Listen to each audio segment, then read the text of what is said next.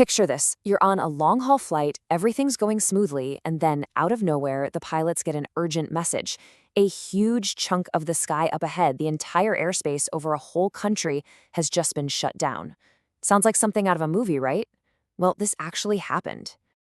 So, what really happens when something like that goes down? It's a massive deal in our super connected world. We're talking instant chaos.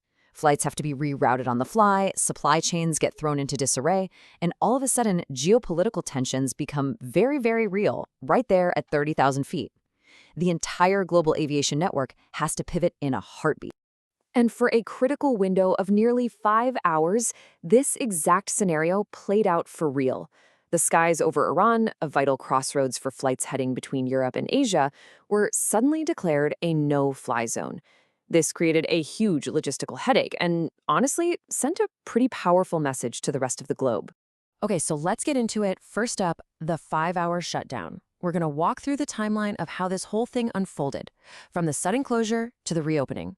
So here's the play-by-play. It's Wednesday, 5:15 p.m. Eastern Time, and the official notice drops. Iran has closed its airspace.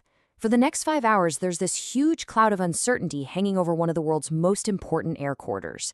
And then, just as suddenly as it began, a little before 10 p.m. Eastern, the notice is gone. The skies are open for business again. Let's just focus on that number for a second. 5 hours. It might not sound like a crazy amount of time, but trust me, in the world of global aviation, that's an eternity. It's enough time to ground hundreds of flights and force tons of others onto these long, expensive detours, burning extra fuel just to get around an entire country. So, we've covered the what and the when. But the really big question is, why? That brings us to our next section, tensions on the ground. We've got to look at the geopolitical situation that would lead to such a drastic move. Well, the main reason floating around in reports was incredibly serious. This didn't just happen out of the blue. It all went down amid concerns about possible military action between the US and Iran. Closing your airspace is a classic defensive move when you think there might be a military threat on the horizon. But it wasn't just about outside pressures. The situation was way more complicated because of what was happening inside the country. This airspace closure happened at the exact same time Iran was dealing with some of the biggest anti-government protests it had seen in years. So you've got this extra layer of tension on top of an already explosive situation. So how does the whole world get the official memo on something like this?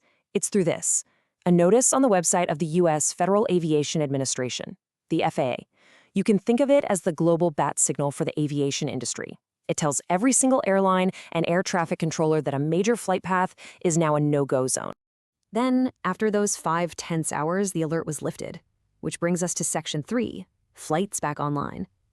The big question immediately became, how quickly can things get back to normal? And the answer was, instantly. This wasn't a slow, gradual thing. The moment the all-clear was given, planes were already on the move. The very first aircraft to get back in the sky were from Iranian carriers like Mahan Air, Yaz Airways, and ATA Airlines. They were back to business pretty much immediately.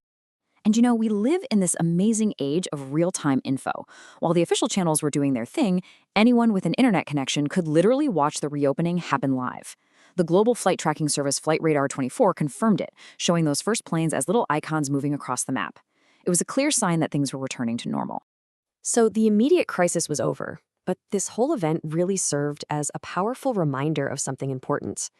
And that brings us to our last section, a fragile global network, and the ripple effects that just one regional disruption can have. The ripple effects were immediate and widespread. For those 5 hours, international airlines had to scramble. We're talking last-minute cancellations, expensive rerouting for planes that were already in the air, and major delays that had a domino effect across the system. It ended up affecting passengers, cargo, and airline budgets thousands of miles away from the actual conflict zone. And all of this really leaves us with one big, important question. This 5-hour shutdown was temporary, yeah, but it was also a major stress test for our global infrastructure. It really makes you wonder, just how vulnerable is our deeply connected world to a single point of failure, a single political flashpoint?